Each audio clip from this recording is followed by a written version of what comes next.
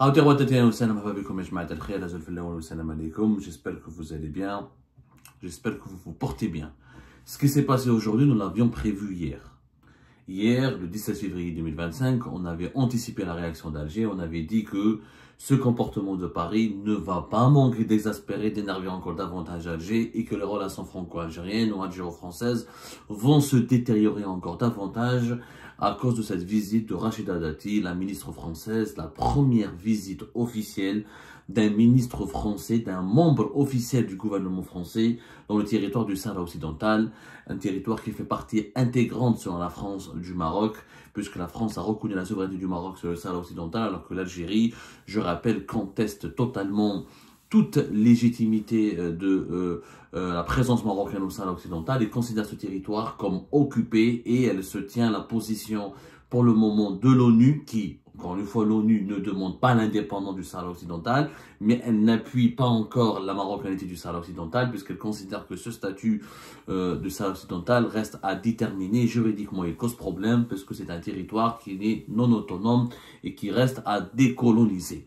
Donc, la visite de Rachida Dati, ministre française, a produit l'effet qui était attendu, a produit la situation que nous avions prévu, anticipé, puisque les autorités algériennes ont réagi aujourd'hui même à travers un communiqué extrêmement virulent de la part de la diplomatie algérienne.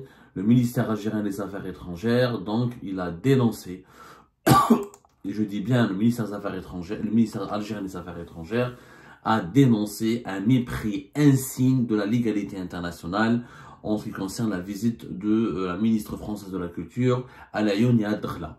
Je cite le ministère algérien des Affaires étrangères: la visite d'un membre du gouvernement français au Sahara occidental est d'une gravité particulière et traduit un mépris insigne de la légalité internationale de la part d'un membre permanent du Conseil de sécurité de l'ONU. Voilà ce qui a été dit dans la vie. Elle est aussi condamnable à plus d'un titre. Elle traduit un mépris insigne de la légalité internationale de la part d'un membre permanent du Conseil de la sécurité de l'ONU. Voilà ce que dit le ministère algérien des Affaires étrangères, qui a ajouté que cette visite de Rachida Dati, ministre française de la Culture à Dakhla El Ayoun, aide à la consolidation du fait accompli marocain au Sahara occidental, où un processus de décolonisation reste inachevé et où l'exercice d'un droit à l'autodétermination demeure incompli. Enfin, la visite malvenue du membre du gouvernement français renvoie l'image détestable d'une ancienne puissance coloniale, solidaire d'une nouvelle. Donc la France et le Maroc sont considérés par l'Algérie comme des puissances coloniales, une ancienne avec une nouvelle puissance coloniale. Ce faisant, le gouvernement français se disqualifie davantage. Il s'isole par rapport à l'action des Nations Unies visant à hâter un règlement du conflit au Sahara occidental sur la base d'un strict respect de la légalité internationale. Donc la réaction de la diplomatie algérienne, elle était très sévère, comme attendu, très ferme. On parle d'une France qui est une puissance d'une France colonisatrice qui soutient un autre pays colonisateur qui serait le Maroc. On parle du mépris de la légalité internationale, d'un mépris insigne de la légalité internationale. On parle d'un comportement d'une gravité particulière. On parle d'un comportement et d'une action et d'une démarche condamnable à plus d'un titre. La France qui s'isole, qui se disqualifie et qui serait pas honnête, et l'image détestable. L'image de la France souffrirait, selon les autorités algériennes, d'une image détestable. La réaction des autorités algériennes, elle était donc, comme on l'avait prévu, extrêmement virulente à l'égard des autorités françaises. En réalité, Rachida Dati, le Maroc et le Sahara occidental vont aggraver le fossé des tensions et des incompréhensions entre Alger et Paris, et les relations algéro-françaises, je pense qu'elles ne cesseront de se détériorer à chaque fois que la France accomplisse un pas en faveur du Maroc. Clairement, le problème entre l'Algérie et la France, c'est le Maroc et le Sahara occidental. C'est ni l'histoire, ni les immigrés, ni les expulsions, ni les haragas, ni l'accord de 1968, ni la dette des hôpitaux, c'est le Maroc et le Sahara occidental. L'Algérie n'accepte pas que la France s'aligne systématiquement sur la position marocaine dans le dossier du Sahara occidental, et l'Algérie a réagi beaucoup plus violemment avec la France qu'avec l'Espagne, justement parce qu'elle estime que la France est un membre permanent du Conseil de sécurité de l'ONU et que c'est une ancienne puissance colonisatrice au niveau du Maghreb, et comme elle abrite une communauté algérienne très importante, comme elle l'abri d'une communauté marocaine, un port moins important que la communauté algérienne, mais de plus en plus importante, elle est censée être un arbitre juste. L'Algérie, en fait, veut que la France soit un arbitre juste et équitable, qui respecte le droit international et qui ne soutient pas l'expansionnisme du Maroc ou le Maroc dans son occupation, parce que l'Algérie parle d'occupation, de colonisation du Sahara occidental par le Maroc. Voilà ce que l'Algérie reproche aujourd'hui. La pente de discorde entre Alger et Paris, c'est le Maroc et le Sahara occidental. Il faut arrêter de nier. Maintenant, pourquoi l'Algérie, avant de savoir pourquoi l'Algérie veut que la France, il faut savoir que maintenant la France, elle sait, aujourd'hui, c'est pas la peine de faire semblant de ne pas savoir, le gouvernement français, avant même d'envoyer Rachida Dati, sa ministre de la Culture au Sahara occidental, savait pertinemment que les autorités algériennes allaient mal le prendre et que cela va aggraver les tensions de l'Algérie et la France. Nous avons fait plein d'émissions, nous avons reçu nous avons fait de nombreuses émissions, nous avons accueilli de nombreux invités sur nos plateaux, quand on a fait des débats, beaucoup de sources, beaucoup d'invités, beaucoup d'experts que nous avons consultés ont tous affirmé que les autorités françaises, avant même la reconnaissance de la souveraineté du Maroc sur le Sahara occidental, savaient que l'Algérie, que les autorités algériennes, que l'actuel pouvoir algérien allait extrêmement mal réagir et qu'il allait violemment réagir et qu'il allait être extrêmement vexé par l'attitude française. Donc la France le savait. Mais malgré cela, la France continue d'appuyer la marocanité du Sahara occidental, d'appuyer le Maroc et de construire une relation privilégiée avec le Maroc au détriment de l'Algérie, puisque l'Algérie a conditionne ses bonnes relations avec la France, conditionne ses bonnes relations avec la France à travers une posture de neutralité vis-à-vis du conflit du Sahara occidental qui oppose l'Algérie au Maroc. Donc, la France, aujourd'hui, elle doit savoir ce qu'elle veut. Si elle ne veut plus se réconcilier avec l'Algérie, il faut qu'elle le dise. Il faut qu'elle le dise, il faut qu'elle l'assume, et elle dise clairement, nous on a choisi le camp du Maroc, définitivement, c'est irrémédiable. Le Maroc, pour nous, il est le propriétaire du Sahara occidental. Le Sahara occidental, ça lui appartient. Nous, on veut investir au Sahara occidental que nous considérons comme une province marocaine. Il faut que la France clarifie définitivement sa décision et sa position, parce que c'est le point de blocage entre les deux pays. Les autres épisodes, les autres sujets d'incompréhension, les autres dossiers qui alimentent des tensions supplémentaires ne sont que des points secondaires. Le point principal, c'est le Maroc et le Sahara occidental. Si la France ne veut plus être neutre par rapport au Maroc et à l'Algérie, et si elle a choisi le camp du Maroc, elle doit en assumer les conséquences par rapport à sa relation avec le régime algérien, avec le pouvoir algérien. Mais il faut qu'elle le dise. Parce que là, d'un jour, le chef de la diplomatie prend un jour, le chef de la diplomatie algérienne appelle à la désescalade, il appelle au rétablissement des relations, il veut venir à Alger pour dialoguer, et quelques jours plus tard, il envoie, le gouvernement français, il envoie un ministre au Sahara occidental. Alors que c'est le Sahara occidental qui cause problème. Et le Maroc et le Sahara occidental qui cause problème dans les relations algéro-françaises. À un moment donné, il faut savoir ce qu'on veut du côté français. Il faut clarifier cette position. Il faut que la France explique pourquoi elle a choisi le Maroc au détriment de l'Algérie. Encore une fois, la France est un pays souverain, est un pays indépendant. Elle n'a pas de compte à rendre à l'Algérie, elle n'a pas de compte à rendre aux dirigeants algériens, elle n'a pas à s'expliquer sur ses positions, sa politique étrangère, mais au moins elle doit assumer les conséquences. Pour l'Algérie, le Sahara occidental et le Maroc sont devenus une question de sécurité nationale. Je vous dis la vérité, là, je parle avec mes sources algériennes.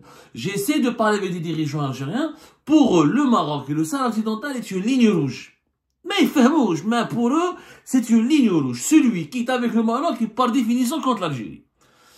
On a beau leur expliquer, on a beau leur dire vous avez tort. Non, pour les dirigeants algériens, le Maroc, en s'appropriant définitivement du Sahara occidental, va développer un expansionnisme. Voilà, parce que la question qu'il faut se poser, que beaucoup de Françaises et de Français, et même des Marocains et des Marocains, et même des Maghrébins ailleurs, même des Européens et des Européens, n'arrivent pas à comprendre. Pourquoi pour l'Algérie, le Maroc, le Sahara occidental est devenu une ligne rouge? Parce que pour les autorités algériennes, le Maroc a un projet expansionniste. Les dirigeants algériens sont convaincus dans leur tête que le Maroc ne veut pas se contenter uniquement du Sahara occidental.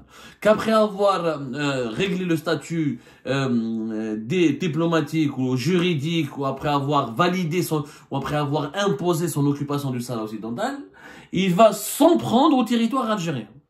Parce que les autorités algériennes soupçonnent les autorités marocaines de nourrir un projet expansionniste. Après le Sahara occidental, c'est le fameux Sahara oriental, qui revient de temps en temps sur les lèvres de certains dirigeants politiques marocains et de certaines tendances politiques marocaines, ou dans les têtes pensantes de certains mouvements politiques marocains qui, de temps en temps, pour piquer l'Algérie, pour provoquer des polémiques, pour mettre de l'huile sur le feu, pour faire du buzz, ils font des déclarations incendiaires, comme quoi le Sahara oriental, c'est-à-dire la région de Tindouf et de Pachar, tôt ou tard le Maroc devra la récupérer, devra la revendiquer, etc., etc., etc. Et ça, les autorités algériennes sont convaincues que ces extrémistes au Maroc ne sont pas des extrémistes isolés, des acteurs isolés, ils sont actionnés par l'État profond et par le véritable pouvoir marocain qui, un jour ou l'autre, après avoir pris le Sahara occidental, va s'attaquer au territoire, à l'intégrité territoriale de l'Algérie. C'est ça le véritable problème, et que si le Maroc tisse des relations et des alliances militaires avec Israël, avec l'Occident, avec les États-Unis d'Amérique, avec des monarchies du Golfe comme les Émirats ou l'Arabie Saoudite, c'est justement pour se renforcer, pour devenir leader, et pour à un moment donné, lorsqu'il sera prêt, il attaquera l'Algérie. L'Algérie, les autorités, les dirigeants actuels, je parle des dirigeants actuels du pouvoir algérien, sont convaincus par cette vérité. Maintenant, est-ce qu'ils ont raison, est-ce qu'ils ont tort? Là, c'est un autre débat. Effectivement, moi j'aimerais bien que nos dirigeants en Algérie, les autorités algériennes, nous expliquent. Ont-ils des preuves irréfutables? Ont-ils des démonstrations? Ont-ils des pièces à conviction? Est-ce qu'elles sont certaines que le Maroc a une visée expansionniste ou a des visées hégémoniques sur le territoire algérien? En tout cas, quand on leur pose la question, ils sont persuadés de cela. Donc, qu'est-ce qu'il faut? Il faut qu'il y ait un médiateur qui parle aux dirigeants algériens et qui leur donne des gages. Les États-Unis d'Amérique ont essayé de le faire à la fin de l'année 2023. Le Qatar a essayé de le faire. L'Arabie Saoudite a essayé de le faire.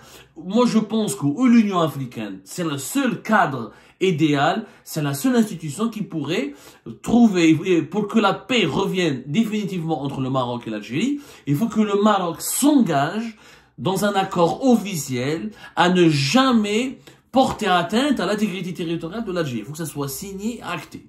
Maintenant, normalement, il n'y a pas de divergence, il n'y a pas de différend frontalier entre l'Algérie et le Maroc, puisque depuis le Maroc et l'Algérie ont signé des accords. Ont signé des accords concernant le tracé frontalier. Et qu'après la guerre des Sables, et après Amgala 1 et Amgala 2, il y a eu des accords qui ont été signés, notamment le traité d'Ifrane. Normalement, c'est réglé. Il n'y a plus de problème. Mais malheureusement, les autorités algériennes continuent de penser qu'il y a une volonté. Alors, le premier accord, c'était le 15 juin 1972, qui a été signé par à l'époque Ouali Boumediene et le roi du Maroc Hassan II. Il y avait leurs deux ministres des Affaires étrangères, le ministre des Affaires étrangères Abdelaziz Bouteflika, du côté algérien, et le ministre des Affaires étrangères marocain, Ahmed Taibi Belhema. Ça s'appelle la Convention relative au tracé de la frontière d'État établie entre le Royaume du Maroc et la République algérienne démocratique et populaire. C'est le traité de 15 juin 1972. 1972. Et l'accord, il est là. Il a été publié dans les journaux officiels, il a été c'est pas quelque chose c'est connu, c'est acté, etc.